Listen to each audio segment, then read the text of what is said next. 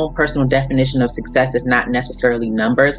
It's the amount of people who say I was really impacted by that. I love what you're saying. I want to work with you. I want to join your newsletter. That's what success looks like to me. I think you can look at measuring success quantitatively. And so you can look at tools like Google Analytics and various marketing attribution tools to understand, okay, how many visitors are we getting from, a given channel on social? How many of those are actually turning into lead forms or could be e-commerce revenue? The reality is that you need to be able to say, okay, where are we going to be able to really find the type of customer that I'm looking for? What is it going to take for me to be able to test some different messages, maybe some different offers, some different ways of being able to position my product or service, and then listening to the audience and their feedback. The numbers don't lie. For my clients and for our partners in general, we like to look way beyond the likes, the impressions, metrics like that. To really measure the success, you need to look at the conversion rate and actually what your return on ad spend is. Your engagement will grow, like I said, from about 8% to over 300% in less than 6 days if you continually to produce content, but you have to relate it back to your persona as well and always add value. And I think there's also this idea, and unfortunately we have to kind of talk a little sense to folks on this stuff, is that they look at the number of potential impressions that are going to be delivered and they kind of work their way backwards from that and say, well, geez, if we only get 1% of those, we're going to be, the floodgates are going to all of a sudden come busting open and all. And that's just not the way that it typically works. You still want to look at it from those same metrics and say, is this campaign that I'm spending X amount of dollars on returning X times 10 when it comes to room nights, revenue, whatever metric that you might be adding?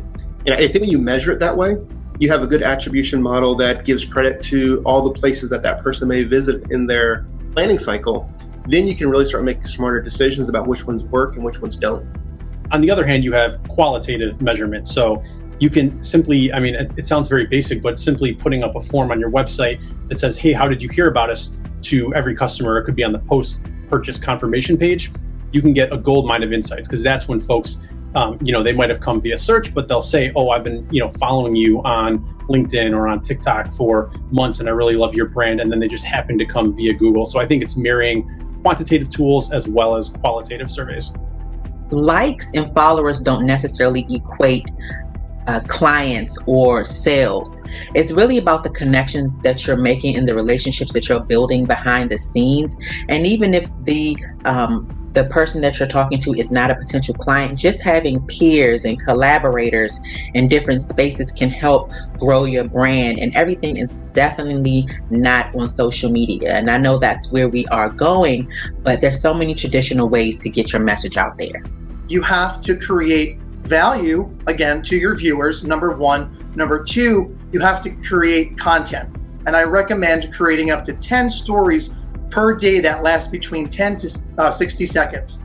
They could be behind the scenes, not always what you're eating, but maybe where you're traveling to, where you're going to be on a live performance or on an engagement for your business or your personal and professional brand.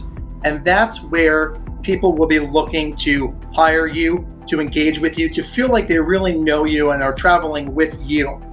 It's not a function of quantity, it's a function of quality.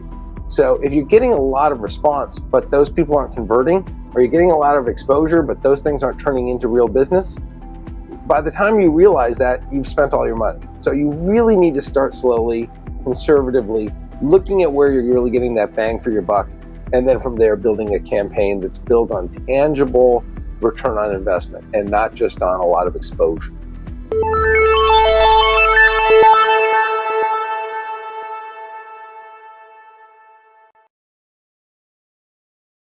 Simplify presents Addressable CTV, combining the power of TV with the targeting and attribution of digital. Simplify's Addressable CTV delivers massive reach with the ability to scale without sacrificing precision. TV buyers can generate incremental reach with household-level targeting, frequency controls, reporting, and insights. To learn more about Simplify's Addressable CTV and what it can do for your clients, visit simply.fi.